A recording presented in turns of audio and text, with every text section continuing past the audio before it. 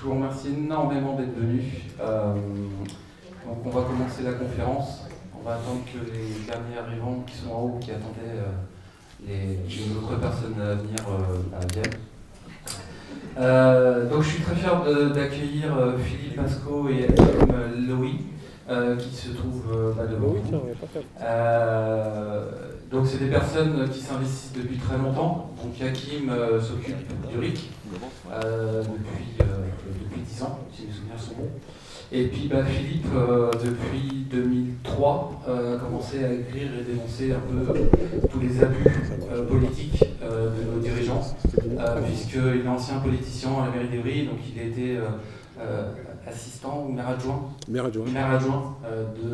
Manuel Valls. Mais je me suis battu 2 fois avec lui. Hein.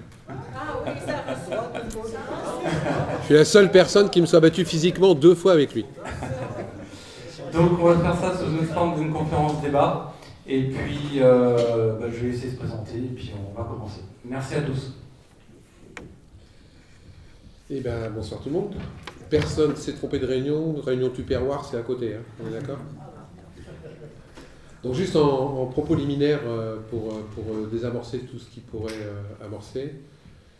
Je le précise toujours pour qu'on soit clair, puisque dès que vous commencez à faire bouger les lignes, comme j'essaye de le faire avec Hakim et l'autre, comme par hasard vous êtes attaqués de partout. Donc je ne suis pas d'extrême droite, parce que c'est ce qui court. Je ne suis pas pédophile, parce que c'est ce qui court. Je ne suis pas franc-maçon, parce que c'est aussi ce qui court. Je ne suis pas payé par la CIA, ni par le FSB, parce qu'il y a aussi des gens qui ont trouvé cet angle pour dire que j'étais un méchant. J'écris des livres, je gagne 1 euro net par livre, j'ai volé personne. J'en ai vendu 200 000 sur les réseaux sociaux, entre autres, donc j'ai gagné 200 000 euros. J'ai payé 70 000 euros d'impôts et j'ai eu un procès qui m'a coûté 50 000 euros. Voilà, pour être totalement clair et transparent. Je ne me fais jamais payer quand je fais des conférences, et j'en fais une centaine par an. Je demande juste qu'on me paye le voyage et un petit casse-croûte quand il y a un casse-croûte. Voilà, j'ai tout posé sur la... Oui, un petit casse-croûte. Je ne dirai rien. Et aussi bien Hakim que moi, nous n'avons pas la grosse tête, et nous allons justement vers les gens pour essayer d'expliquer. Est-ce qu'il y a tout de suite un deuxième propos liminaire? Est-ce qu'il y a quelqu'un de la DGSI ou du STIGE dans la salle? Parce qu'en général, quand on se déplace, il nous envoie toujours un. Donc ce que je vais dire ne relève que de moi-même. Donc quand vous faites une note à vos chefs, vous expliquez bien que c'est Philippe Pasco qui a dit et pas l'ensemble des gens qui sont là. Bien, nous allons commencer. Bon, moi, ma spécialité, c'est la corruption. J'ai écrit 6 livres. Le dernier s'appelle Mensonges d'État. Je ne fais plus de politique, j'ai fait 25 ans de politique. J'ai été maire adjoint de Valls, je l'ai dit, pendant 10 ans. J'ai terminé dans un placard comme conseiller délégué. Je suis la seule personne qui me soit battue physiquement 2 fois avec lui.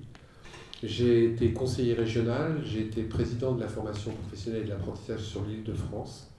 Donc j'avais 800 millions d'euros de budget annuel. Je gérais la VAE, l'école de la deuxième chance, l'alternance, les CFA, etc., etc. Donc je sais de quoi je parle, j'en ai fait 25 ans. En 25 ans, je me suis fait rembourser une seule fois une note de restaurant, pour être bien clair. Et mes indemnités ont souvent servi à payer des restaurants, justement, des choses comme ça, et je ne me suis jamais mis d'argent dans les poches. Je vous dis ça pourquoi? Parce que, encore une fois, malheureusement, plus vous essayez de faire bouger les choses, plus vous êtes attaqué, y compris par les gens de l'intérieur. Donc les gilets jaunes, moi j'étais gilet jaune avant d'être gilet jaune, puisque mon premier livre est de 2013, le dernier vient de sortir. J'existais avant les gilets jaunes, j'existerai après les gilets jaunes. Je trouve que les gilets jaunes sont une chose formidable, qu'on a loupé quelques coches par rapport aux yayas, de ce que j'appelle les yayatollahs de l'horizontalité, qui estiment que, et c'est normal parce qu'on en a marre de la gauche, on en a marre de la droite, on est de se faire baiser par Macron. Je pèse le mot de DGSI, tu l'entends. Non, si j'en veux particulièrement à ce monsieur, je vais vous expliquer tout de suite pourquoi. Parce qu'en mars 2017, il m'a envoyé quelqu'un pour que je lui fasse une note sur le casier judiciaire vierge. Je suis un des précurseurs qui demande que les élus aient un casier vierge, parce qu'aujourd'hui, on peut toujours être élu et avoir un casier chargé. Vous ne pouvez pas travailler si vous n'avez pas un casier judiciaire vierge pour 396 métiers minimum. Et donc j'ai fait cette note et il a mis ça dans son programme, page 27. J'étais content. Ils en ont parlé lors du débat public qu'ils ont fait à 11 candidats. Il devient président, il fait le contraire. Aujourd'hui, j'ai même des élus qui sont inéligibles, qui se présentent aux élections. Par contre, pour n'importe quel métier maintenant, il vous faut quasiment présenter un casier judiciaire tous les ans. Il y a des boulots où tous les ans vous êtes obligé de le présenter. Je le disais cet après-midi, le film de Clint Eastwood sur le biotique, sur les personnes, vous savez, qui ont sauvé des gens dans un train, les 3 Américains, tous les figurants du film ont été obligés de présenter un casier judiciaire B2 pour gagner 140 balles, 140 euros. Par contre, vous pouvez détourner des millions d'euros, vous pouvez faire des choses pas bien avec des femmes, puis continuer à être élu tranquille, même en ayant été condamné. Je persiste et je signe, pour moi, c'est inadmissible. Et c'est un des premiers principes de l'ouverture à la corruption. Parce que quoi qu'on en dise, aujourd'hui, et je pèse mes mots, il y a plus de corruption qu'hier. Alors qu'on nous a vendu un monde meilleur. Alors qu'on nous a vendu, attention, moi je vais faire autrement. Les autres c'était des enfoirés, les mecs de gauche c'était des pourris, les mecs de droite c'était des salopards, vous inquiétez pas, nous on va faire mieux. Aujourd'hui, il y a plus de 50% des gens du gouvernement, qui ont eu affaire à la justice et au fisc. Nous, on fait le moindre écart aujourd'hui. On se retrouve directement en prison. Moi, je connais un gilet jaune qui a eu une amende de 135 €. Écoutez-moi, je vous dis, ce que je parle, ce n'est que factuel. Parce qu'il portait une cravate jaune. 135 € d'amende à payer. Aujourd'hui, toutes les amendes que l'on met aux gens, etc., sont complètement illégales. Les gens qui vous mettent des amendes n'ont pas leur rayon. Vous ne savez pas pour quel motif. Et vous vous retrouvez avec 135 € d'amende. C'est ça un pays de liberté où on dit qu'on peut manifester? C'est ça un pays où les gens ont juste envie de dire écoutez-nous. Et on répond par le mépris et par la répression. C'est pas le pays que je connais, et c'est pas le pays que je veux pour mes enfants demain. Et c'est le pays qu'on est en train de nous préparer. Et c'est pour ça qu'on a quelques-uns à se battre pour plus de démocratie, plus de liberté, plus de conscientisation des citoyens, rien qu'à travers le RIC. Pourquoi ces gens-là ne veulent pas, et Hakim va vous en parler, nous instituer le RIC en France? Dans n'importe quel métier aujourd'hui, vous pouvez être licencié. N'importe quel métier. Tu fais une connerie, on te vire. T'es journaliste, tu écris mal ton article, on te vire. T'es comptable, tu fais une connerie, on te vire. Tu bosses au McDonald's, tu sers mal de McDo, on te vire. Élus, non, on ne peut pas les virer. Pourquoi? Pourquoi ces gens-là qui soi-disant sont là pour nous aider, et quand je dis ça, c'est tout parti politique confondu, sont tous d'accord pour plus de démocratie, à condition qu'ils ne se l'appliquent pas à eux. Pourquoi aujourd'hui un élu, par exemple, et j'ai rien contre les élus, je l'ai été, paye 2 fois moins d'impôts que nous, a droit à 5 retraites alors que nous, on ne peut pas cumuler, ont des avantages ignominieux. Moi, j'en ai fait partie, je le sais. L'autre fois, j'ai été voir, parce que j'arrive à un âge canonique, j'ai 64 ans, je peux partir à la retraite depuis l'âge de 60 ans, mais je reste rien que pour les faire chier. Oui, jusqu'à 60 ans, j'étais un génie. Quand j'ai commencé à écrire des livres, je suis devenu un pourri. Je dis, c'est comme ça, je reste. Et comme en plus, ils m'ont titularisé à 60 ans, ils n'ont pas de bol, ils ne peuvent pas me virer avant 67. Mais bref, j'ai été voir pour la retraite d'élu, puisque j'y ai droit. Et moi, je bosse depuis l'âge de 14 ans.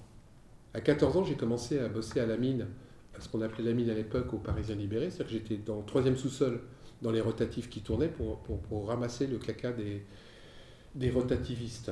J'étais, ça s'appelait auxiliaire de presse, laveur de chiottes. Donc 14 ans. Donc j'ai été voir pour ma retraite. J'ai fait 15 ans d'élu payé, maire adjoint, conseiller régional. J'ai plus de points Ircantec avec 15 ans d'élu que depuis l'âge de 14 ans où je travaille.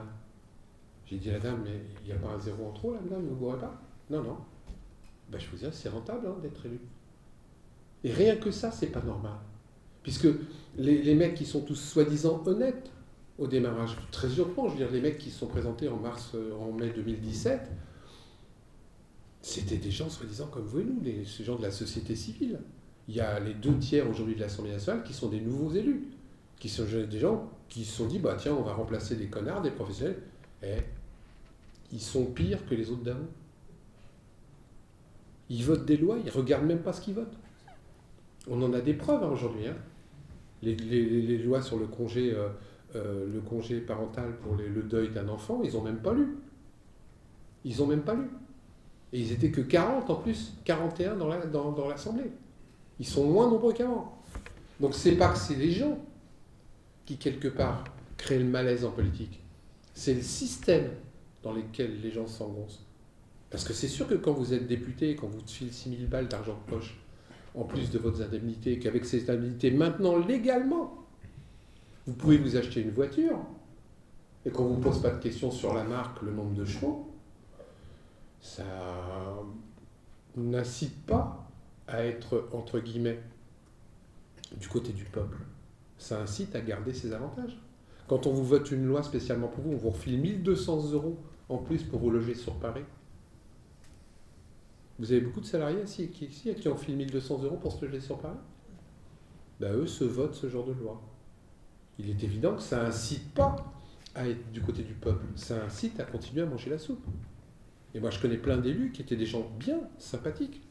Et dès qu'ils sont devenus élus, ils ont mis un espèce de costume, et puis d'un seul coup, leur discours s'est mis à changer. Et c'est pour ça que nous, on se bat pour que le système change. Et le RIC, l'installation du RIC, qui n'est justifié, non justifié dans leur refus, est une des méthodes pour faire que ces gens-là ne puissent plus faire n'importe quoi, n'importe comment. Parce que nous reprendrions le contrôle, parce que le gros problème qu'on a aujourd'hui par rapport à la société, c'est qu'on n'a aucun contrôle de ce qu'ils font de nous.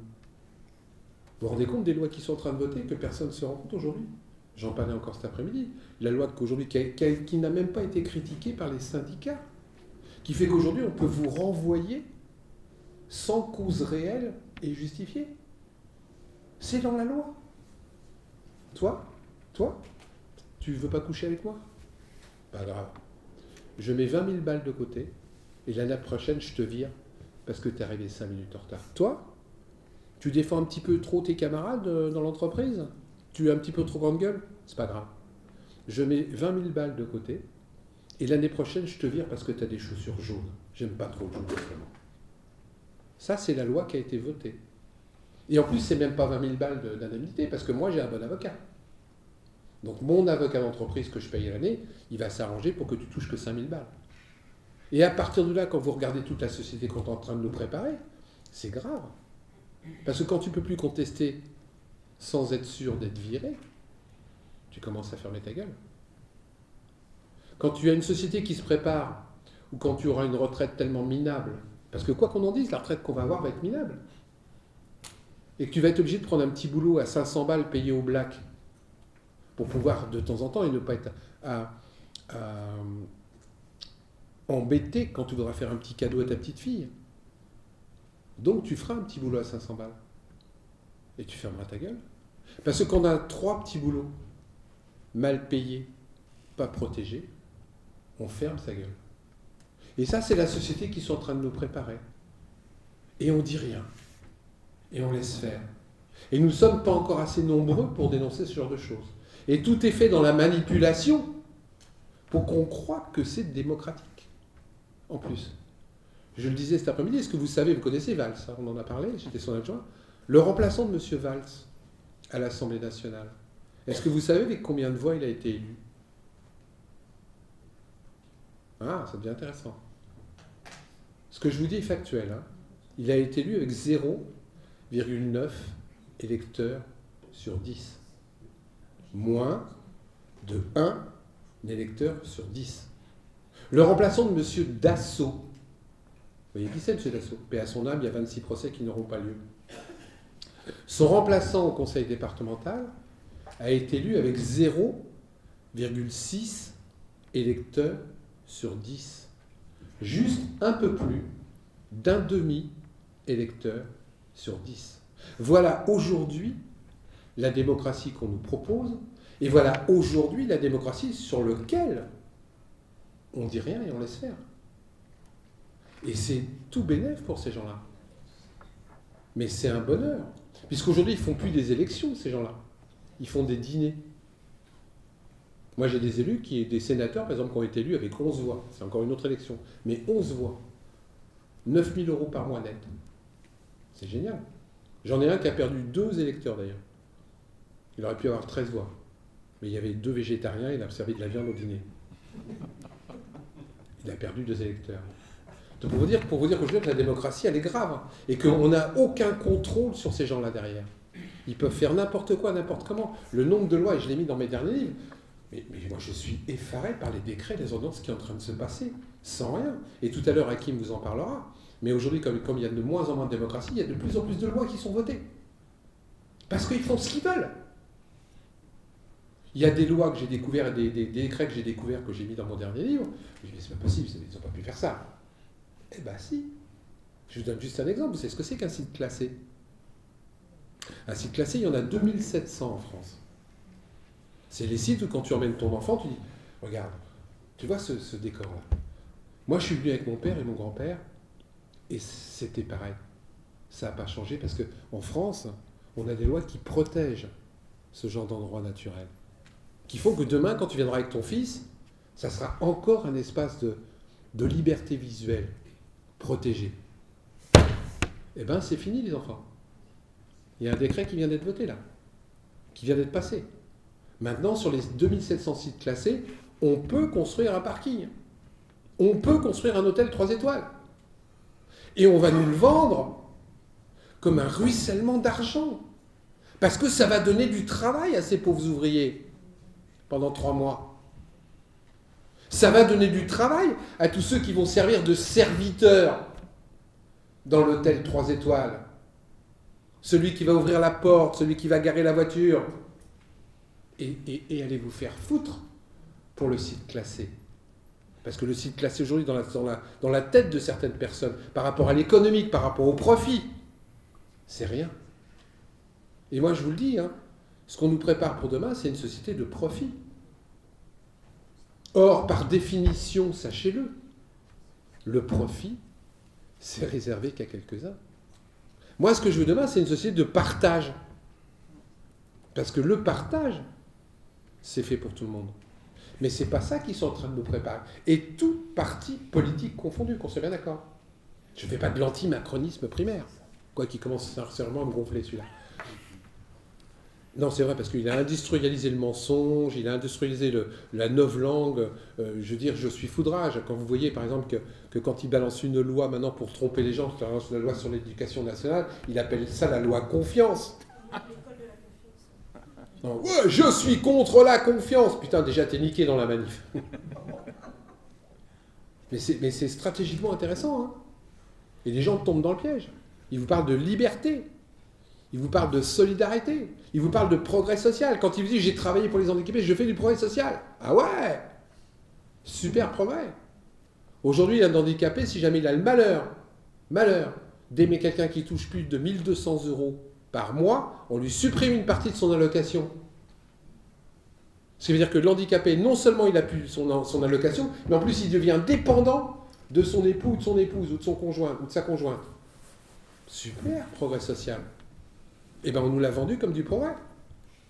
On vous dit, les femmes, ne vous inquiétez pas, mesdames, 1 000 € vous aurez garanti. On oublie juste de vous dire que c'est pour une carrière totalement complète, sans arrêt. Sans arrêt. Et qu'en plus, on vous retire toutes les aides, et qu'en plus, il y a une loi qui date de 2003, ou de toute manière, la loi, c'est 980 €. Donc on nous fait un quadro royal de 20 €, et on nous laissons ça comme le nirvana. Et les gens y croient. Pas nous, pas ceux qui sont dans la salle. Mais regardez combien la salle devrait être pleine. Donc ça veut dire qu'il y a encore un boulot à faire contre la manipulation. C'est-à-dire qu'il y a encore un boulot à faire sur la communication. C'est-à-dire qu'il y a encore un boulot pour aller chercher les gens. Parce que les gens y croient. L'autre fois, je discutais avec les gens, je suis en train de leur expliquer qu'on est en train de supprimer l'argent liquide. Mais je rencontre plein de jeunes qui sont d'accord. Mais c'est vachement bien, Philippe, t'es un vieux dinosaure. C'est vachement plus pratique. Et puis la petite mémé, on ne pourra plus lui voler son pognon. Et puis si ton appartement brûle, Mais t'inquiète pas, c'est sur ta carte. Et puis ton bonhomme, ça te gonfle que depuis X temps, ses poches soient déformées par la monnaie. Ben là, ça n'y aura plus. Non, mais je vous dis tout ce que les gens te disent. Ils te disent aussi, tu ne pourras plus te tromper quand tu rends la monnaie, puisque c'est ta carte. Et puis t'inquiète pas, hein, c'est sécurisé. Ce que les gens oublient, c'est que quand tu vas recevoir ta petite fille et que tu vas vouloir lui filer 20 balles en douce, 20 € en douce pour qu'elle puisse s'acheter un truc le week-end, tu pourras plus. C'est ta carte. Quand tu vas vouloir aller en brocante, t'acheter un petit outil, un petit machin, un petit bricole, et payer comme ça, tu pourras plus. C'est sur ta carte. Quand tu voudras aller bosser au black pour aider un pote à refaire son logement, et toi gagner 150 € parce que tu en as besoin pour nourrir ta famille, tu pourras plus. C'est sur ta carte. Donc vous voyez que d'un côté, la liberté qu'on nous offre par rapport au fait que ça sera plus pratique de vous servir d'une carte plutôt que d'argent liquide, ça vous enferme dans une dictature de fait où ils pourront contrôler tout ce que vous faites. La même chose pour les votes. Moi, je suis fou de rage que les gens ne vont plus voter, parce que c'est ça qu'ils veulent. Ils s'en foutent que vous votiez. Ce qu'ils veulent, c'est que vous ne votiez plus. Parce que c'est vrai qu'aujourd'hui, on n'a pas beaucoup de choix. Hein. Soit c'est la peste, soit c'est le choléra, soit on ne sait plus qui, on s'est fait baiser par les uns, on s'est baisé par les autres. Là, je vois les municipales, tout le monde est habillé de jaune, tout le monde parle du RIC, tu ne sais même plus pour qui tu vas voter. Donc il y a plein de gens qui ne vont pas aller voter. Par désespoir. Pas parce qu'ils ne veulent plus se servir de la démocratie, parce qu'ils pensent que la démocratie comme ça ne sert à rien. Mais grosse erreur. Ça les arrange, parce que je peux vous donner un scoop, je sais ce qu'il va faire Macron dans un an. Il va nous proposer à tous le vote électronique pour lutter contre l'abstention. Il va nous proposer le vote électronique. C'est-à-dire que tu votes de chez toi par Internet. Il ne peut pas enlever Internet, pour moi, c'est ça. Mais vous allez voir que là aussi, je me fais l'avocat du diable, mais il y a plein de gens qui vont être d'accord. Ben écoute, t'as pas besoin de te déplacer le dimanche. Et il y a des gens qui disent, ouais, c'est bien. Mais tu peux voter de chez toi, avec ta femme, t'en discutes. Tu peux voter quand tu veux. Sauf que c'est plus anonyme. Mais ça sera complètement anonyme. T'inquiète pas, t'auras un code. Et là aussi, ne vous inquiétez pas. C'est sécurisé. Moi, j'ai les preuves aujourd'hui. Hakim aussi. C'est un truc qu'il racontera par rapport à Las Vegas. Qu'aujourd'hui, les votes par électronique sont quasiment à 90% truandés. Le jour où ils installent le vote électronique sur l'ensemble de la France, à mon avis, la démocratie n'existe plus. Ils le font déjà dans les conseils municipaux. Ils le font dans certains conseils, pas encore sur toute la France. Pour l'instant, ils tâtent le terrain. Mais comme les gens ne vont pas voter, à un moment donné, ça va trop se voir. Donc ils vont dire, mais attendez, on va vous aider à lutter contre l'abstention. Vote électronique. Moi, j'ai une femme qui m'a écrit sur les dernières élections des députés à l'étranger, elle avait reçu 600 codes secrets. 600 codes. Ça, vous pouvez truander et à partir des codes et après. Donc moi, j'incline les gens. Elle a voté 600 fois. Elle aurait pu voter 600 fois. Mais par contre, j'ai des reçus, tu sais, des procès-verbales de vote qu'on m'a envoyés où il y avait marqué vote quadruple, vote quintuple. Il y avait des gens qui avaient voté 4 ou 5 fois par électronique. C'est tellement facile.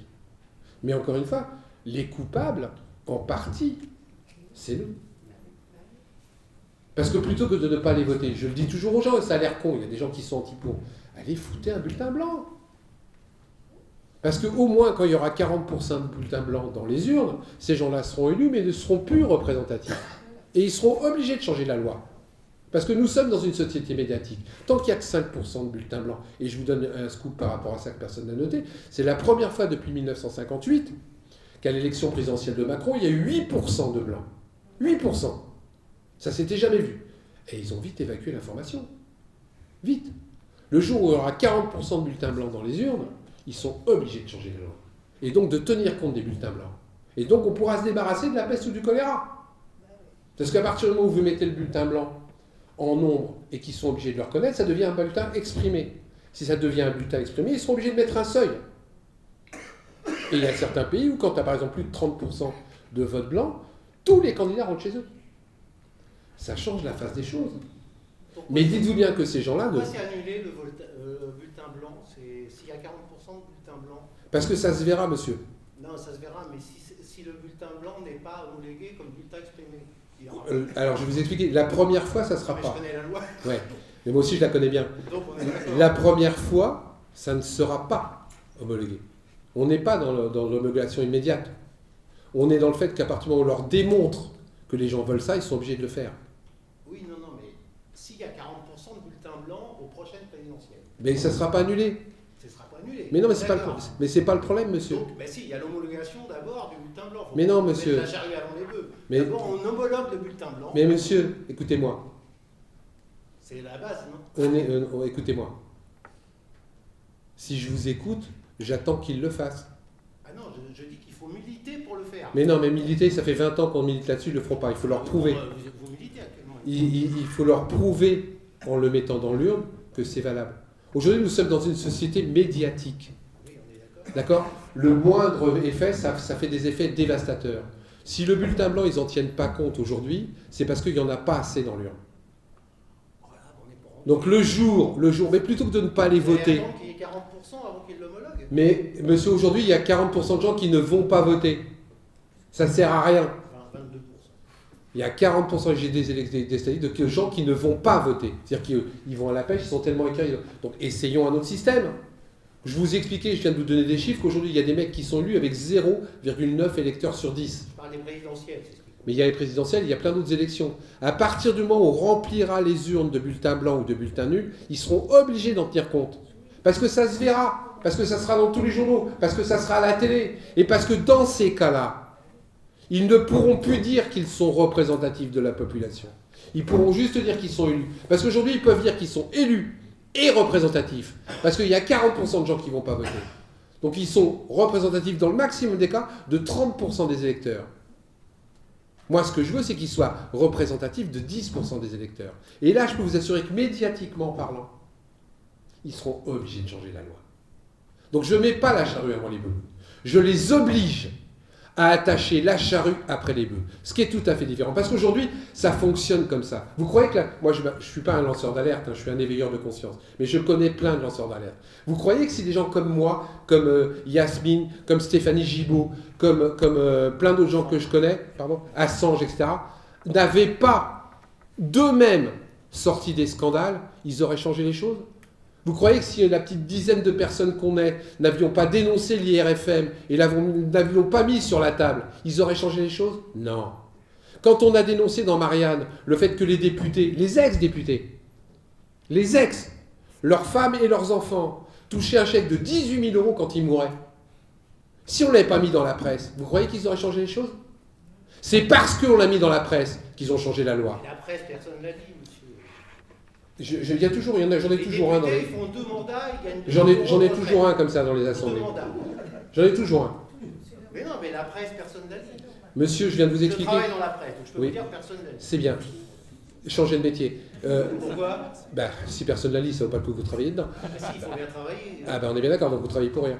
Donc, Je travaille ce que je viens de vous pour expliquer, honoraire, monsieur. ce que je viens de vous Faut pas dire expliquer, des choses comme ça, vous travaillez pour rien. non mais je veux dire, Comment vous travaillez? quand on est taquin avec moi, Vous je suis nourrissez taquin. comment? Quand on est taquin avec moi, je suis taquin. Je viens juste de vous expliquer, écoutez, que c'est parce que l'on l'avait écrit dans la presse qu'ils ont été obligés de changer la loi. Donc ça prouve bien que quand on commence à dire les choses et qu'on est transparent, ils sont obligés de les changer. Et mon discours par rapport au bulletin blanc, il est juste là.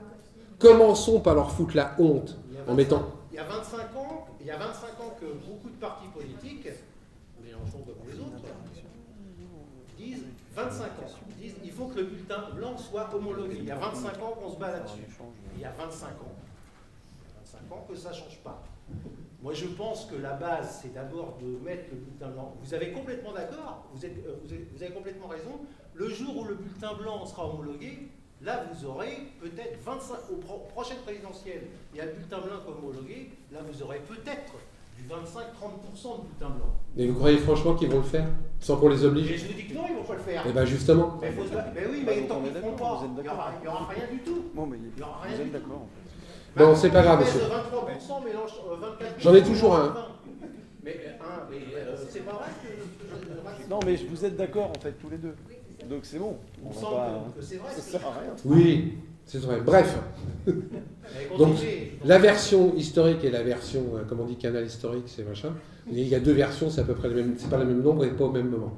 Donc moi, je milite simplement pour que plus on mettra de bulletins blancs, plus on les obligera. La société médiatique aujourd'hui fait qu'il faut montrer les choses pour que les gens les changent. Que si on ne les montre pas, ils les laissent cachés et qu'ils les changent surtout pas. Je vais vous donner un juste exemple par rapport à ça. Il y a 3 ans, les députés se sont réunis en commission, tous partis confondus. Ils ont voulu mettre les bulletins blancs dans les bureaux de vote. Dans les bureaux de vote. Ils ont fait 3 semaines de réunion en commission. Au bout de 3 semaines, ils disent on ne le fait pas. Ça coûtait pas cher. Hein. C'est-à-dire que tu allais dans le bureau de vote, le jour du vote, tu avais le candidat A, le candidat B et un bulletin blanc. Et vous savez pourquoi ils ne l'ont pas fait? Parce qu'ils se sont dit que si jamais on met les bulletins de vote dans les bureaux de vote, les bulletins blancs dans les bureaux de vote, les gens vont le prendre. Et on va faire exploser le nombre de bulletins blancs. Il y aura peut-être 40% de vote blanc le jour où les élections. Enfin, le vote sera obligatoire. Ah ben ça, c'est une autre de mes... Si les gens se déplacent pas, le bulletin blanc. C'est une autre de mes revendications, mais là... Le président n'en veut pas. Le président n'en veut pas, il l'a dit lui-même. Hein. C'était une revendication des Gilets jaunes. Hein. Dans le grand débat, qui, comme par hasard, je le dis au passage, hein, ils ont paumé ce que les gens ont écrit. C'est pas grave, on a fait des copies. C'est fou. Hein. C'était une revendication, ils n'ont pas accepté. Ce qui prouve bien que si on n'oblige pas ces gens à changer les choses, ils ne le font pas. C'est juste mon discours. Si des individus particuliers n'avaient pas dénoncé la plupart des derniers scandales politiques et financiers, je peux vous assurer qu'ils n'auraient jamais rien fait. Donc on est bien obligé de les mettre au pied du mur pour que ça change. Et pas espérer. Parce qu'ils sont tous d'accord. Moi, je prends encore le casier judiciaire vierge. Hein. Tous les élus que j'ai rencontrés sont d'accord. C'est pas normal. Je dis, tu signes? Non. Ben pourquoi tu signes pas? Ah ben parce que moi, José Bové, machin, truc muche, et j'en ai quasiment aucun élu qui a signé pour avoir un casier judiciaire vierge. Mais sur le fond, ils sont d'accord. Comme ils sont d'accord pour plus de justice fiscale, à condition qu'on ne touche pas la leur. Comme ils sont d'accord pour qu'on change la retraite, mais pas la leur. Là, le Sénat a dit qu'il ne toucherait pas, ou très peu, sur les bords à leur retraite, qui, je peux vous assurer, est très conséquente. Hein. Deux Faut pas mandats, croire. 2000 euros. Pardon? 2 mandats de sénateur, 2000 euros de retraite. À peu près. À peu près. À peu près. 2 mandats, 10 ans. Un petit peu plus, mais... Oui, 2000, c'est pas mal déjà. Pour Oui, mais c'est un peu plus, mais c'est pas 10 grave. ans à mettre sur un bouton. C'est un peu plus, mais c'est pas grave. Tout ça pour vous dire qu'aujourd'hui, la démocratie, si nous, en tant que citoyens, on ne reprend pas la main, je peux vous assurer que les lendemains vont être de pleurs. Et que le combat des Gilets jaunes et des citoyens, parce qu'on n'est plus dans le Gilet jaune, on est dans la citoyenneté. L'éveil de conscience des citoyens ne doit pas s'arrêter à aujourd'hui ou à hier. On doit aller vers demain. Et petit à petit, on doit obliger ces gens-là. Et je peux vous assurer que je le décris chacun, plus on est transparent, moins il y a d'abus. Plus vous savez, moins ils peuvent le faire. Et plus on arrivera à leur faire comprendre que le RIC, en fin de compte, et je le dis souvent dans mes conférences, le RIC, si tout se va bien, on ne s'en sert pas. Donc c'est plus une assurance vie qu'autre chose. Et quand tu prends une assurance vie, c'est pas pour mourir. Quand tu signes un contrat de mariage, c'est pas pour divorcer. Mais s'il y a un problème, j'ai mon petit contrat de mariage. Si jamais j'ai un pépin, un accident de travail, j'ai mon assurance vie. Pourquoi ils ne veulent pas mettre le RIC? Si les élus sont corrects, on n'aura pas besoin de les virer. Si les lois sont bien faites, on n'aura pas besoin de les changer. Si la Constitution est correcte, on n'aura pas besoin de s'en mêler. Mais par contre, c'est plus de démocratie citoyenne. C'est nous prendre notre destin en main. C'est nous pas faire que les élus qu'on a élus fassent ce qu'ils veulent, quand ils veulent, où ils veulent. Ça veut dire qu'on vous contrôle. Et quand on contrôle les gens, ils ont tendance à moins faire les cons. Parce qu'il ne faut pas croire, le RIC, ça ne va pas être le nirvana. Ça ne va pas non plus, comme on essaie de nous le faire croire, tous les jours, toutes les semaines, tous les machins, voter n'importe quoi sur n'importe quoi. Il y a des procédures.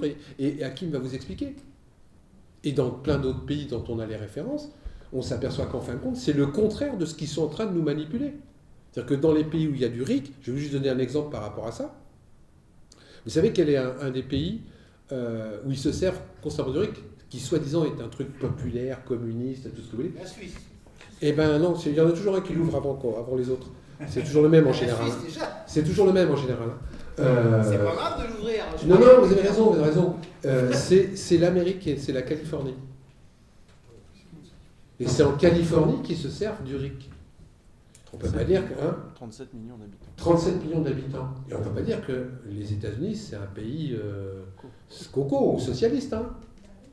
Schwarzenegger, ça vous parle, le mec, Monsieur Muscle? Schwarzenegger a été élu grâce à un RIC révocatoire. En Californie, vous connaissez Coca-Cola? Coca-Cola, c'est quand même une entreprise puissante. Il y a des pays, je l'ai mis dans mon dernier livre, qui sont complètement maqués par Coca-Cola. Quand je dis maqué, c'est vraiment maqué. L'ensemble du pays, vous pouvez vous dire j'ai soif, on va te donner l'eau. J'ai soif, on te donne un Coca. C'est un truc grave. Et bien, en Californie, il y a un produit qui s'appelle le E150. Le E150, c'est un produit qui rend marron le Coca-Cola. Je vous la fais courte. C'est un produit qui est dans le Coca-Cola, je vous dis une bêtise, à hauteur de 27%, etc., qui est hautement cancérigène. C'est de l'arsenic. En Californie, ils ont fait un RIC et ils ont réussi à ce que Coca-Cola baisse son taux de E50 dans le Coca. Donc c'est le seul endroit où, je vous dis une bêtise, je ne sais pas les chiffres exacts, le E150 est passé de 23% à 12% dans le Coca. Ils ont réussi à faire plier Coca-Cola. Et c'est pas pour demander la peine de mort. C'est pas pour n'importe quoi, c'est pour un sujet utile. Mais là aussi, le peuple a repris la main. Et quand il y a quelque chose qui ne va pas bien, comme c'est transparent, qu'il y a les informations, les gens peuvent dire non, nous, on ne veut pas. Nous, on veut que ça change. Aujourd'hui, est-ce qu'on peut dire ça? On nous dit qu'on a au chapitre, mais est-ce qu'on l'a? Oui, monsieur. Le RIC, en théorie, ça a l'air sympathique, mais quand on voit qu'on a voté contre l'Europe et qu'on nous l'a imposé quand même, voilà. Est-ce que... je sais pas. Non, mais là, il y aura des choses à dire. C'est justement pour ça. Mais ils ont tronqué les choses. Aujourd'hui, ils nous ont balancé un pseudo-RIP où il faut 4,7 millions d'individus pour que ça marche, avec encore des trucs où il faut 180 parlementaires. C'est pas ça. Il faut qu'on l'impose là aussi un jour ou l'autre. Parce que ces gens-là ne nous le donneront pas ou ils feront semblant de nous le donner. Pour soi-disant faire la démocratie. Comme je vous expliquais tout à l'heure, ils feront semblant de nous faire croire que de mettre le vote électronique, c'est pour lutter contre l'abstention. Ils font semblant de nous faire croire que de travestir les retraites, c'est pour que tout le monde puisse avoir une bonne retraite. Mais ces gens-là nous mentent.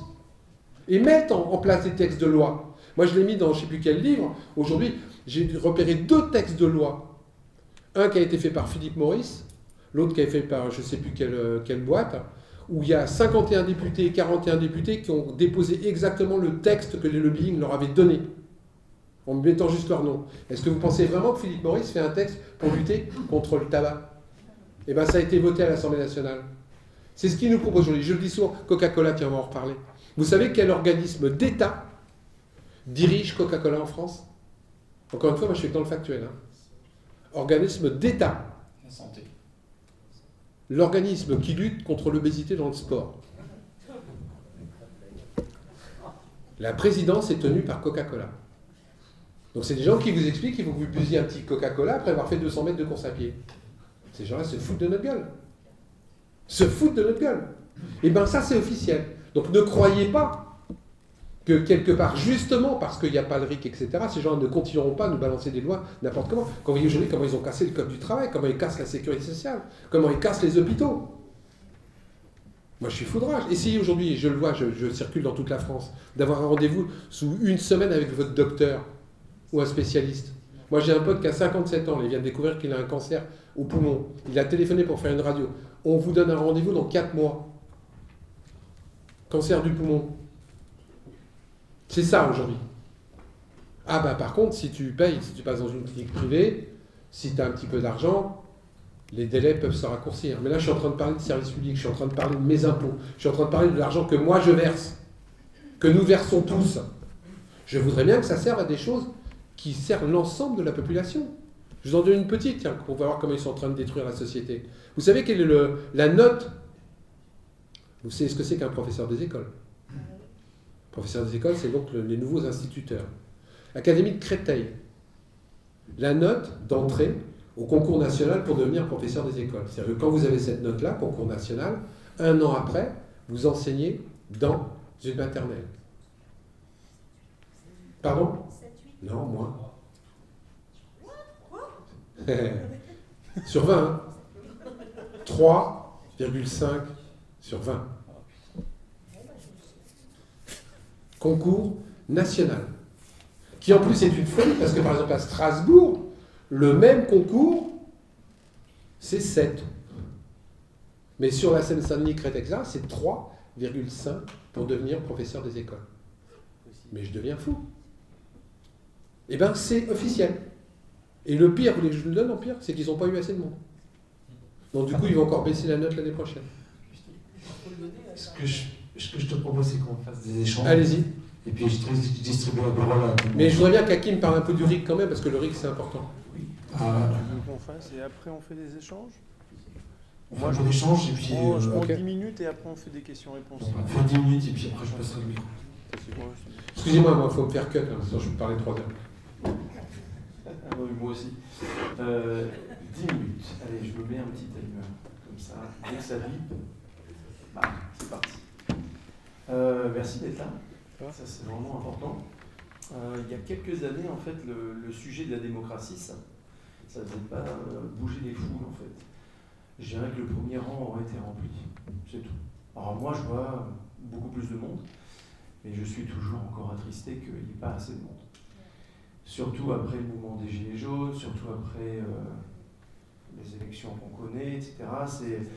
Ça fait plaisir de vous voir, mais ça fait toujours aussi un pincement au cœur de voir qu'on n'est pas suffisamment nombreux. Parce que ça veut dire que de l'autre côté, ils sont soit très désintéressés, soit ils sont plus nombreux. Alors moi, je pense qu'ils sont plutôt désintéressés. Oui, non, mais alors c'est l'avantage avec Philippe, c'est qu'on se déplace partout en France. Et ça se reproduit partout en France. Mais moi, je suis un grand optimiste et un grand positif. Pourquoi? Parce que en très peu de temps, évidemment, moi ça fait plusieurs années, Philippe encore plus longtemps que moi, en 10 ans, allez, on va dire pendant 8 ans, moi en tous les cas j'ai crié dans un désert.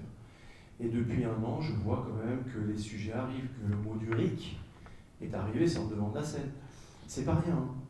Alors peut-être que certains ici sont peut-être démotivés ou alors se disent ouais ça va pas assez vite, mais en 1 an, le chemin accompli est juste énorme. Énorme. Sortir les gens de la torpeur et de la non-conscience des choses, c'est pas évident.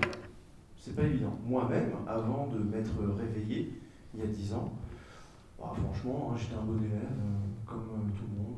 Voilà, je sais pas, je prenais les élections, on disait démocratie, je savais pas trop réellement ce que ça voulait dire. Et puis après, j'ai commencé à me dire, il y a des petits trucs qui vont pas bien, quoi. Et puis je comprenais pas trop. Et puis je voyageais, c'est aussi ça qui m'a permis de découvrir des choses. Alors oui, moi je suis franco et algérien. Donc moi les pays Club Med, comme ils aiment bien me dire, ou les pays très pauvres, je les connais très bien.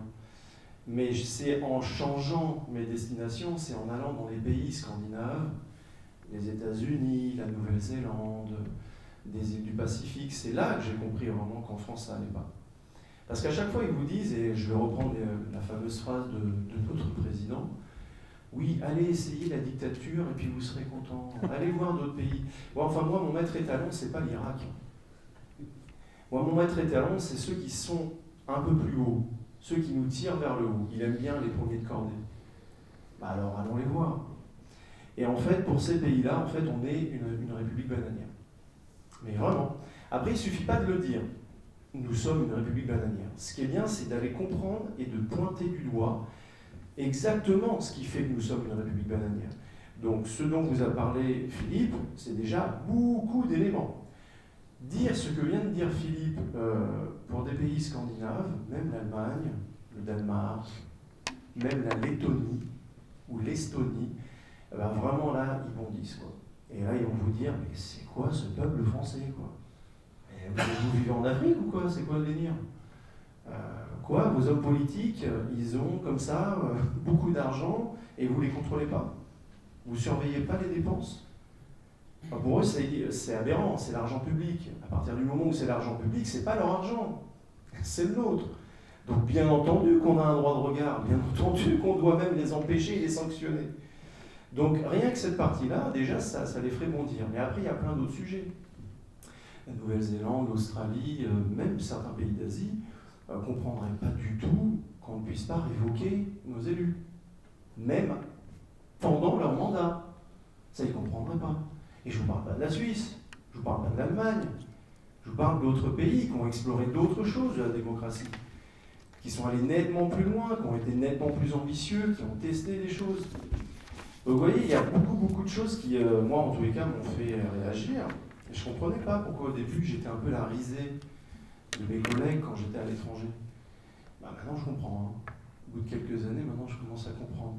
Alors le RIC est arrivé, mais moi je ne m'occupe pas que du RIC, mais aussi de toutes les innovations démocratiques. Ce qui est assez rigolo, c'est que si on regarde un petit peu le régime dans lequel nous sommes, on a pris tout ce qui se faisait de mal en sciences politiques dès qu'on parle de démocratie. On a pris le pire de quasiment toutes les sections. Que ce soit la méthode de vote, les scrutins, le contrôle des élus, la sanction des élus, etc. Bon, alors là, c'est le renouvellement du personnel politique. Enfin, c'est incroyable, c'est un enfer.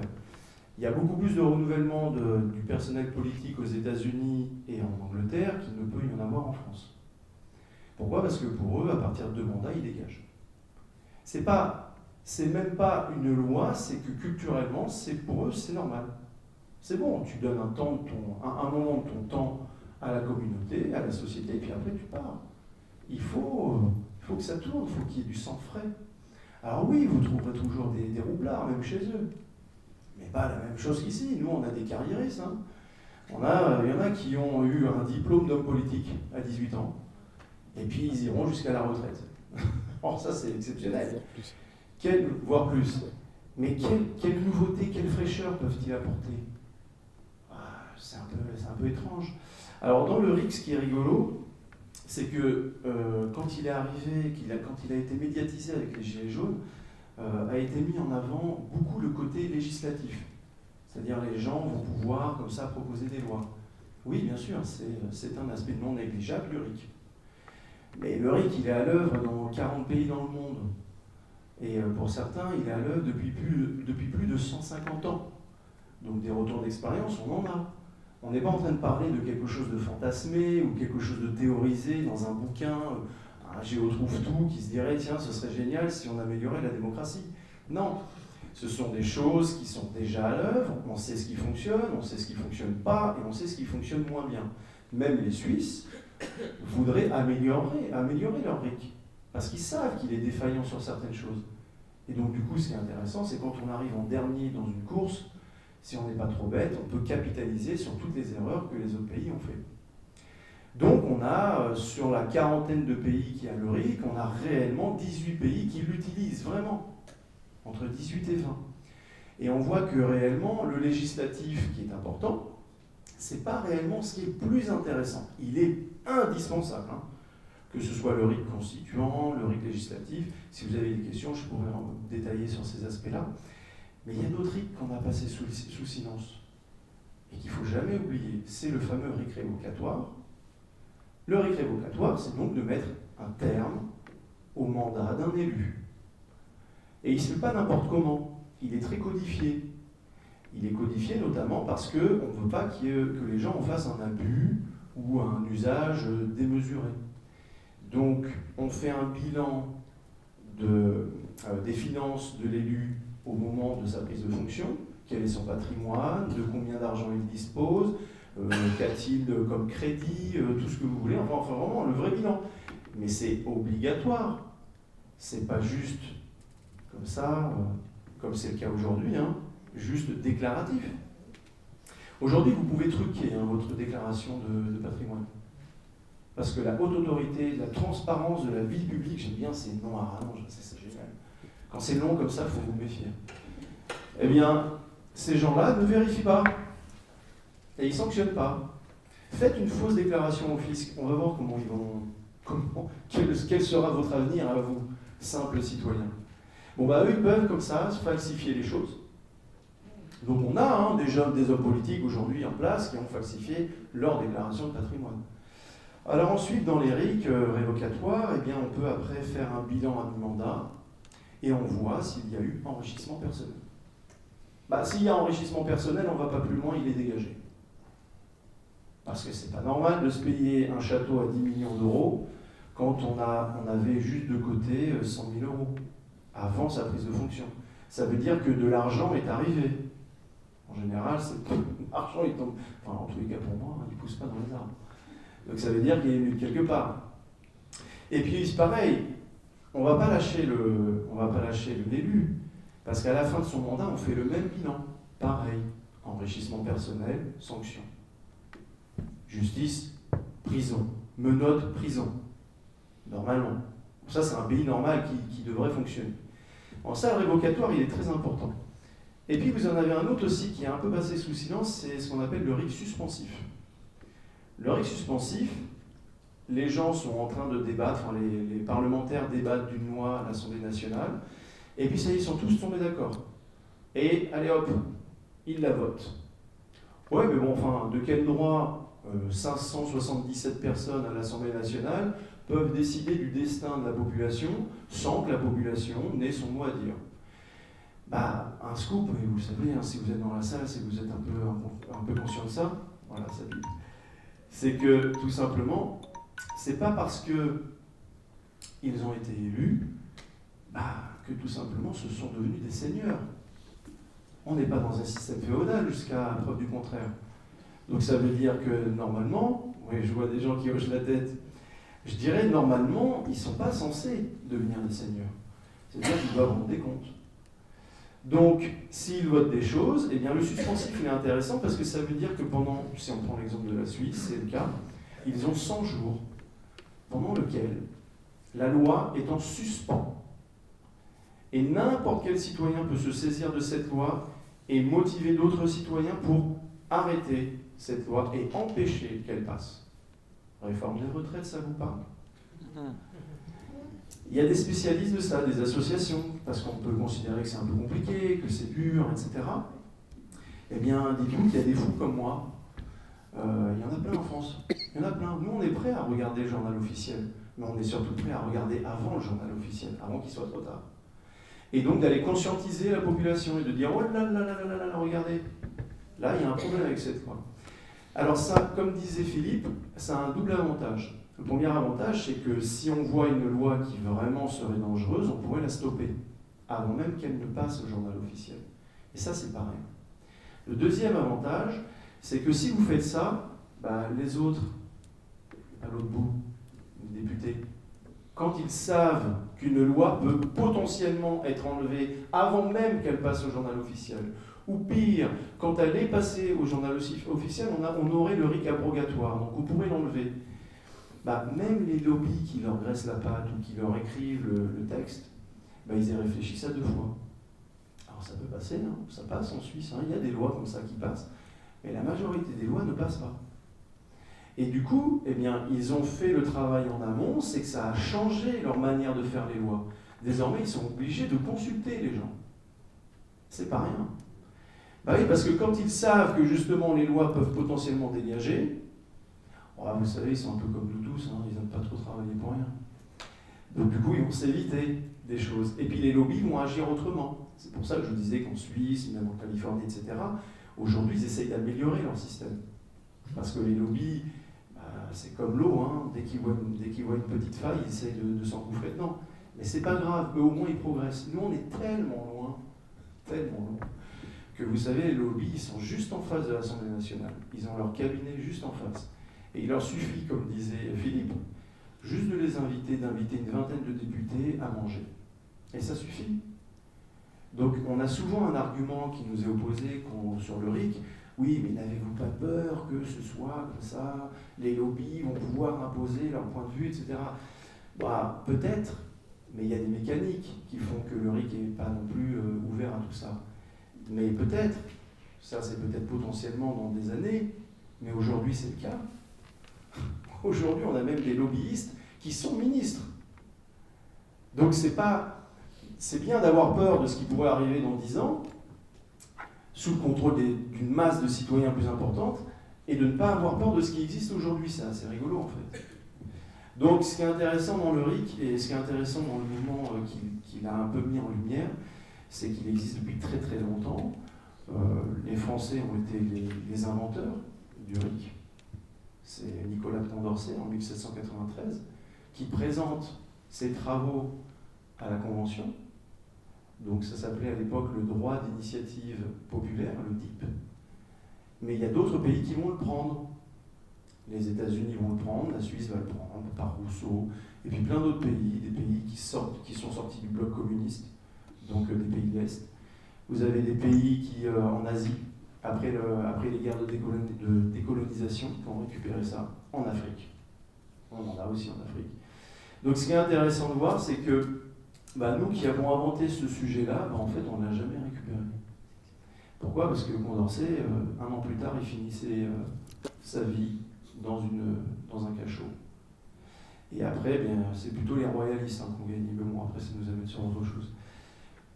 Ce que je vous propose, c'est que, si vous voulez, on peut faire un jeu de questions-réponses. Ce sera peut-être plus simple, parce que je pense que vous avez peut-être des questions sur le RIC. Alors, allez-y. Moi, j'en ai une. J'ai entendu dire en fait que le RIC ne pouvait pas se faire si on était toujours dans l'euro. Oui, alors ça, je l'ai beaucoup entendu, ça. Et alors, je ne l'avais jamais entendu, soyons honnêtes, je ne l'avais jamais entendu avant les Gilets jaunes. J'ai pas entendu la question. Pas de RIC sans Frexit.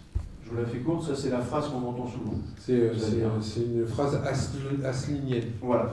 C'est-à-dire, le RIC ne peut pas exister dans l'Union européenne. Donc, scoop, 7 pays de l'Union européenne ont actuellement le RIC. Bon, donc si on ne pouvait pas, déjà, ces pays-là n'auraient même pas pu rentrer dans l'Union européenne. Vous l'avez peut-être avant de rentrer. Certains l'ont eu avant, d'autres après. Ouais. La Croatie, par exemple, elle l'a eu après être rentrée. Donc, c'est pas impossible. Non, alors déjà, c'est pas impossible. Ensuite, lier les deux, c'est extrêmement dangereux. Ouais. Parce que d'un point de vue purement, alors là, je parle purement stratégique. On a à peu près 75-78% de la population qui veut le RIC. J'ai à peu près les derniers sondages. Et on a à peu près entre 20 et 40% de gens qui veulent le Frexit en fonction de qui a demandé le sondage. Joindre les deux en faisant une obligation du Frexit pour pouvoir mettre le RIC, tout simplement, c'est se priver des 75%. Il y a plein de gens qui diront « Ah, votre truc, ouais, d'accord. » Donc c'est le Frexit, en fait, qu'il y a derrière. Donc j'en veux pas. Ça, c'est la première erreur stratégique. Et puis, encore une fois, ne vous laissez pas manipuler bêtement. C'est juste une question de couilles. Excusez-moi, madame. Alors, si tu es un homme politique, ou si des hommes politiques, quand mon femme ou homme décide d'un truc, mais allez vous faire foutre l'Europe. Je vous rappelle quand même qu'il y a des pays comme l'Italie, il y a des pays comme, je ne sais plus quel autre pays, qui ont dit, attends, ce que tu me demandes, l'Europe va te faire voir.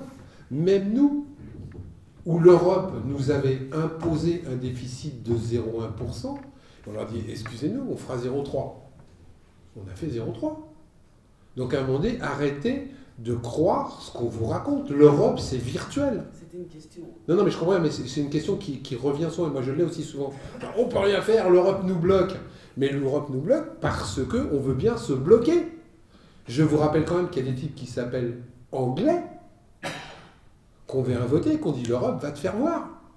Et malgré la somme, pour une fois, la somme d'hommes politiques, de magouilles, de lobbyistes qui ont essayé d'aller contre le vote du peuple anglais, ils ont quand même réussi à sortir de l'Europe et je pense qu'ils ne vont pas plus mal s'en sortir. Donc encore une fois, tout ça c'est une question de volonté politique. Quand un homme politique tape sur la table et dit non, et par exemple je ne suis pas chiracien, qu'on soit bien clair.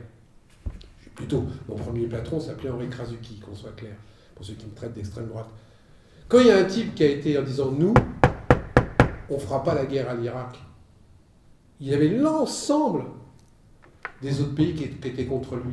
Il n'a pas cédé. Quand un type comme De Gaulle a dit l'OTAN allait vous faire foutre, et je ne suis pas gaulliste, qu'on soit bien d'accord. Donc encore une fois, vous ne laissez pas, entre guillemets, manipuler par des discours manichéens qui disent mais l'Europe, on est coincé. Un traité, on peut le rompre. On n'est pas obligé d'être vice-vitarvin parce qu'il y a des mecs qui l'ont signé. Non. Des lois qui ont été votées félonnes aujourd'hui, on peut les changer demain. Moi, ce que je remarque simplement, c'est que la plupart des hommes politiques, toutes partis confondus aujourd'hui, et c'est là où j'en veux au système, gueulent quand ils sont dans l'opposition, en disant « ouais, la loi est dégueulasse », etc. Et dès qu'ils passent dans la majorité, ils ne peuvent plus rien faire. Moi, je souhaite qu'il y ait des hommes politiques qui fassent ce qu'ils disent et qui disent ce qu'ils font. C'est pour ça que je souhaite plus de transparence. Si tu prends un engagement, regardez, on le voit aujourd'hui. Je vois une nénette qui, 2 jours avant, déclarait « moi, non, je ne peux pas quitter mon ministère, je ne peux pas aller au municipal, c'est pas possible ». 3 jours après, elle changeait d'avis. J'entendais un type, et je l'ai vu, qui était en campagne électorale, il disait « moi, je ne toucherai jamais aux retraites ». Quotidien, mars 2017. Jamais vous me verrez toucher aux retraites. Regardez où on en est aujourd'hui. Donc arrêtez de croire. Parce que je veux des gens, c'est qu'ils respectent leur valeur. Et si on dit non, c'est non. Mais par contre, c'est le peuple qui décide. Alors justement, par rapport à ça, on a... Je reprends. Oui, non. Donc pour l'Europe, on a aussi deux exemples qui sont assez intéressants, que sont le Danemark et l'Irlande. Donc 2 pays de l'Union européenne. Le Danemark et l'Irlande ont un autre mécanisme du RIC qui est intéressant, qui s'appelle le référendum obligatoire sur le constituant. C'est-à-dire que si on touche une seule virgule de leur constitution, ils sont obligés de soumettre la modification à l'ensemble du peuple, par référendum. Et le référendum a une obligation juridique, c'est-à-dire le résultat fait office de loi. Donc ils ne peuvent pas considérer que c'est consultatif si le résultat ne leur plaît pas. Et le Danemark et l'Irlande ont une Europe à la carte.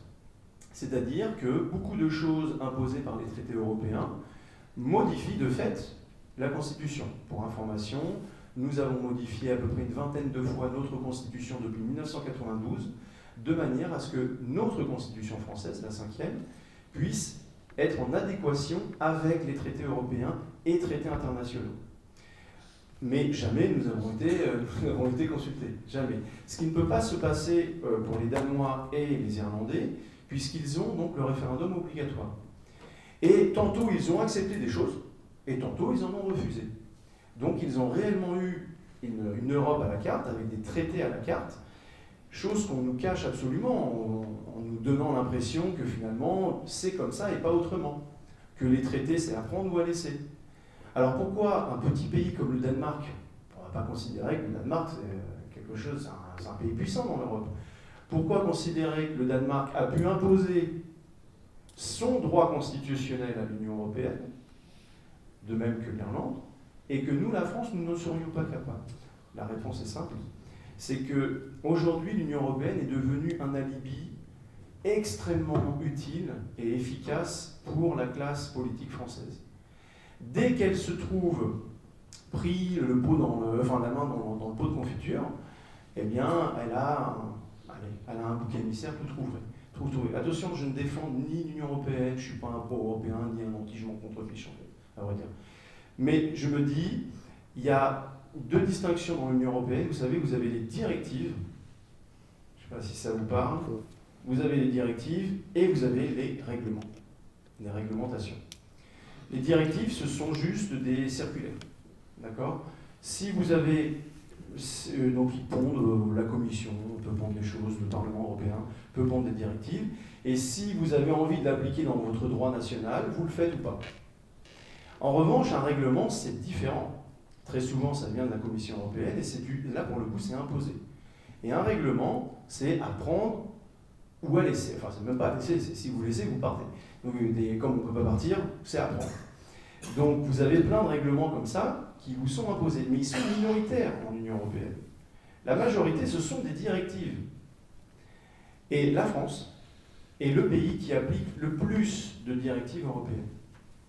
Et ça, c'est important de le savoir. Une directive, encore une fois, si votre Parlement n'est pas d'accord, il ne l'applique pas. C'est ce que font plein de pays européens, même des pays de l'Est. En revanche, un règlement, oui, alors là, c'est non négociable. Ça tombe et on vous l'impose.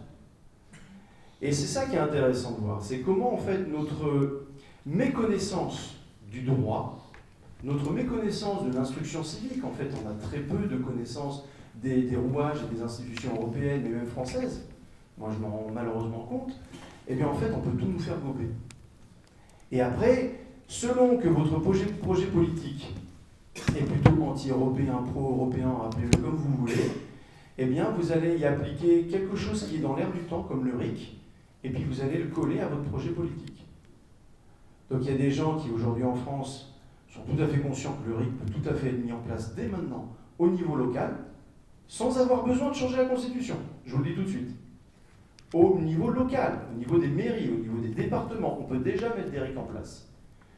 Mais parce qu'ils sont dans une logique constitutionnaliste, ils veulent en finir avec la 5e, donc ils veulent une 6e République, etc., il faut changer la Constitution. Attention, ça c'est un projet politique.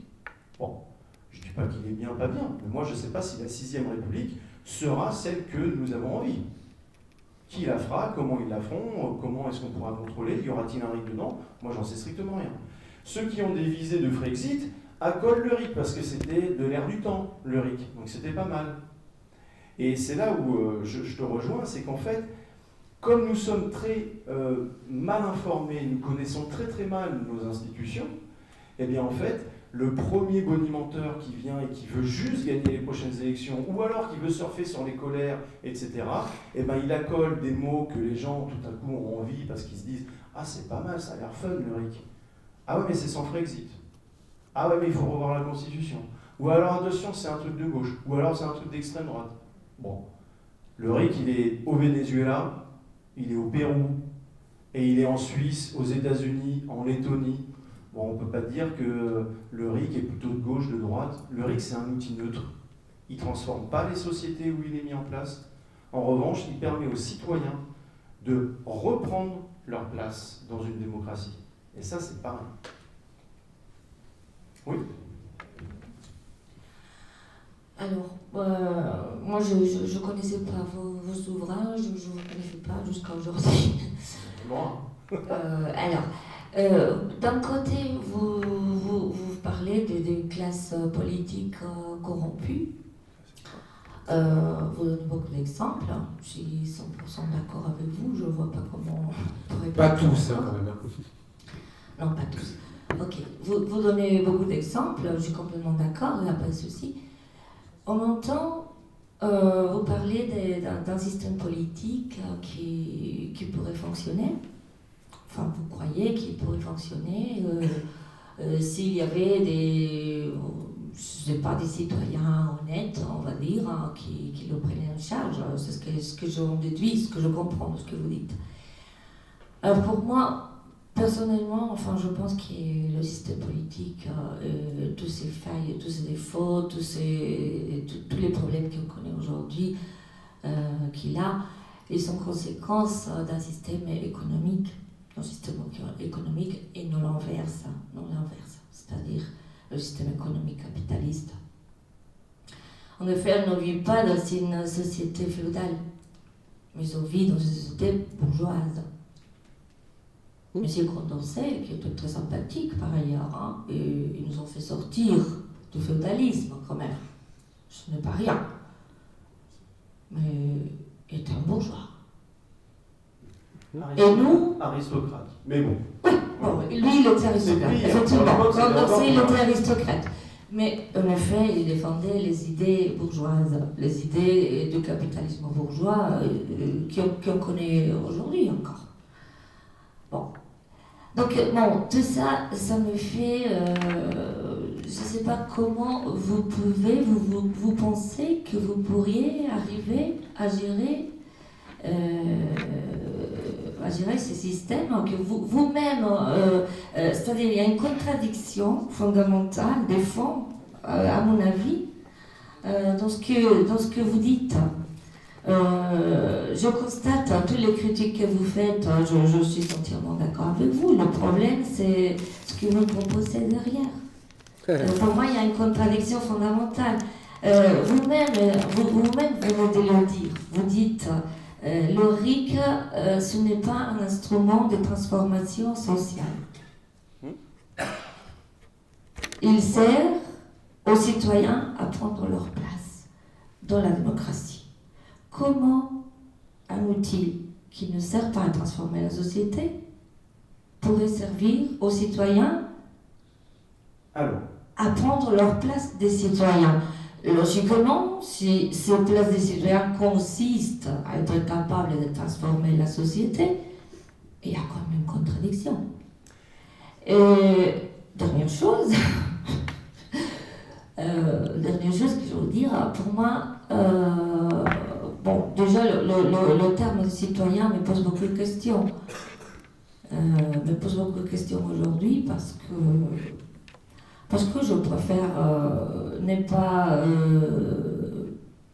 évacuer le fondamental qui me semble être quand même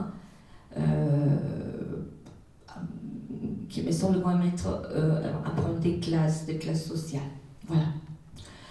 Et donc, ne pas parler de ça, je préfère parler des travailleurs, voilà, des travailleurs, des bourgeois, hein, que parler des citoyens. Voilà. Donc voilà, juste ça. Très bien. Vous êtes trois, hein. Alors moi, je ne pense pas du tout, alors je me suis peut-être fait mal comprendre, hein. Je ne pense pas du tout que les êtres humains sont bons et qu'ils sont gentils par nature et qu'ils ont vocation à plus devenir des moines et à léviter à 10 cm du sol. Moi, ça ne m'intéresse pas. Sans trop m'étaler, je fais ce qu'on appelle de la thérapie sociale, c'est-à-dire je fais parler des gens, j'ai fait parler des gens qui sortaient de guerre civile, etc. Donc j'ai absolument conscience que les gens ne sont pas tous faits pour devenir des amis et qu'ils ne le voudront peut-être jamais. Que bien sûr il y a des classes et qu'il y a des riches, il y a des pauvres, il y a des bourgeois, des aristos, tout ce que vous voulez. Et ça compose une société, qu'on le veuille ou non, qu'on soit d'accord avec ce genre de choses. À vrai dire, ce n'est pas spécialement mon problème. Je me dis que moi, on pourrait effectivement focaliser sur Macron et puis sur bien d'autres. Mais ok, on leur coupe la tête, on les dégage, etc. Mais après, qu'est-ce qui reste? Vous parliez de fondamental. Ce qui reste justement, c'est les mécaniques institutionnelles, c'est le système. C'est comment il fonctionne. Si le système permet à des sociopathes, à des psychopathes, à des menteurs, de prendre les rênes sans que les autres citoyens puissent et soient totalement impuissants et puissent faire quoi que ce soit, bah c'est un mauvais système. Et vous ne pouvez pas parler même de gens qui viendraient de gauche, qui défendraient la veuve et l'orphelin, etc. Vous savez, moi j'ai passé 3 mois à Haïti, et à Haïti, il y avait un monsieur qui était un ancien prêtre, qui avait fait don de toute sa personne, il était totalement dépouillé, et il a été élu justement par la couche la plus pauvre de l'île, et malheureusement c'est devenu un des plus grands dictateurs que ce monde ait jamais connu. Donc c'est pas lié ni à l'individu, ni au fait qu'il vienne de la pauvreté, qu'il soit religieux, ni quoi que ce soit. Si la mécanique, si le système permet qu'il devienne fou, qu'il puisse abuser de son pouvoir, eh ben c'est le drame absolu. Que vous soyez convaincu que la lutte des classes aboutisse à la dictature du prolétariat ou de ce que vous voulez, c'est votre point de vue. Le seul problème, c'est que si la population, quoi qu'il arrive, qui que vous mettiez en haut, que ce soit une classe prolétaire, que ce soit une classe bourgeoise, que ce soit le capital, ce que vous voulez, si la population n'est pas en capacité de contrôler, de sanctionner ou d'imposer des sujets à l'agenda politique, bah vous faites ce que vous voulez, hein, il ne se passera rien. Moi j'ai beaucoup d'amis qui viennent du bloc de l'Est, de l'ex-bloc de l'Est, bah, ils vont vous parler très, très durement de ce qu'ils ont vécu. Ma femme est allemande de l'Est. Ils vont vous parler très très durement de ce qu'ont vécu ces gens-là dans les années 70, 80. Et pourtant, est-ce qu'on pourrait dire que c'est le communisme? Non, parce que c'était une forme extravertie ou pervertie du communisme. Donc il faut bien faire attention à ça. Il faut que nous ayons un contrôle citoyen, un regard citoyen. Les citoyens doivent être tirés vers le haut, ils doivent apprendre leurs institutions, ils doivent les connaître, ils doivent pouvoir les utiliser, ils doivent pouvoir contrôler les gens qui les dirigent, quelles que soient ces personnes, et ils doivent pouvoir les sanctionner. Si vous ne donnez pas des outils de ce type-là à la population, vous serez condamné, quel que soit le système politique que vous voulez mettre en place, vous serez condamné à être des impuissants, à subir. Tantôt ce sera une certaine classe qui vous imposera des choses, tantôt ce sera une autre. En France, c'est la bourgeoisie. Vous savez, moi je suis franco-algérien. En Algérie, c'est pas la bourgeoisie, c'est les militaires. Donc, c'est important. Ah bah, je peux vous assurer que c'est les militaires. Vous pouvez hocher la tête, c'est pas gênant. Mais... Non, c'est pas les militaires. Non, enfin, c'est pas les Bon, je rentrerai pas dans ce débat-là. C'est la bourgeoisie partout. Alors, c'est la bourgeoisie si vous avez envie. Non, mais si vous faites une fixette sur la lutte des classes parce que vous êtes convaincu par ça, je peux pas vous l'enlever.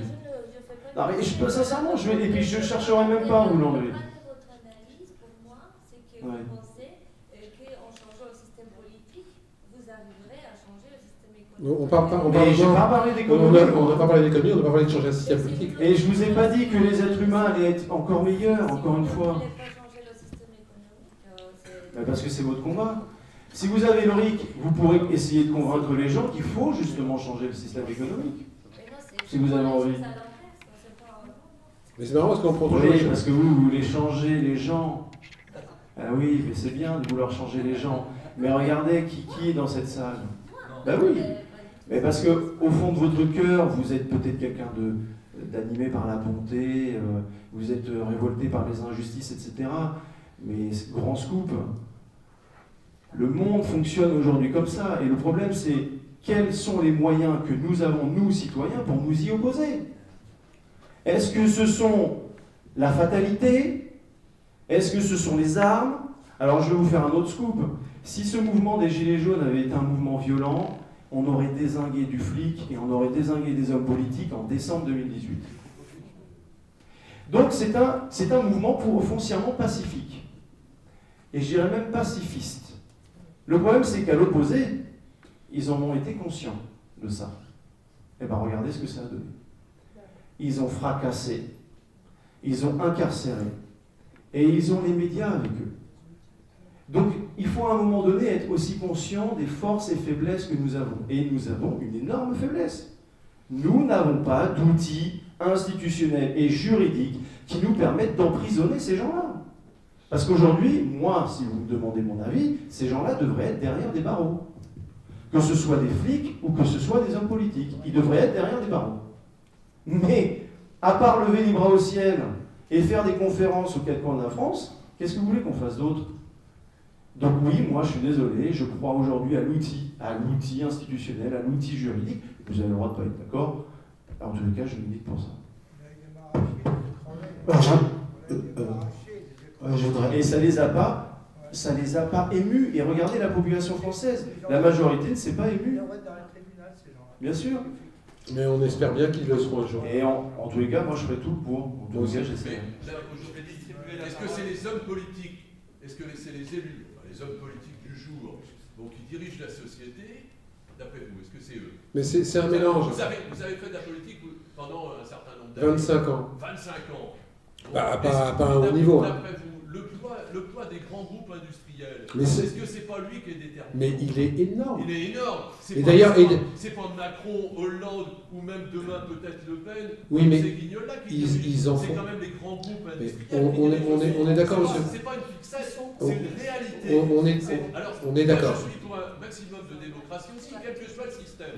On est d'accord. J'écoute, quel que soit le système, c'est intéressant, mais c'est pas déterminant. Aujourd'hui, on vit une véritable dictature. Mais encore une fois. Et vous citez la Californie. Oui. La Californie, on limite le taux de poison qu'il y a dans le coca. Ok, mais ça n'a pas empêché l'Amérique d'aller en Irak. Est-ce qu'ils ont fait un vote là-dessus ? Est-ce qu'il y a eu un vote là-dessus ? Il faut pas qu'on mélange.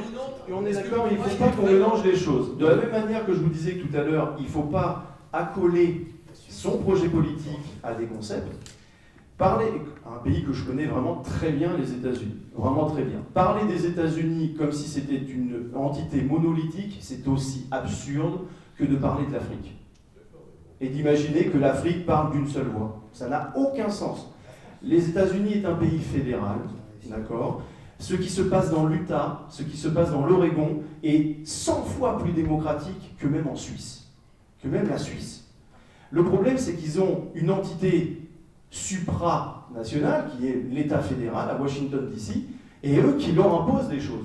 Donc oui, grand scoop, oui, eh bien, les parlements de certains États des États-Unis ont été contre la guerre en Irak et le sont dit. Certains, et écoutez-moi bien, certains hommes politiques ont été incarcérés aux États-Unis, oui, pour avoir pris des avis contraires à ce que Washington demandait. Vous avez dans ce pays des forces anti-fédérales qui sont très fortes.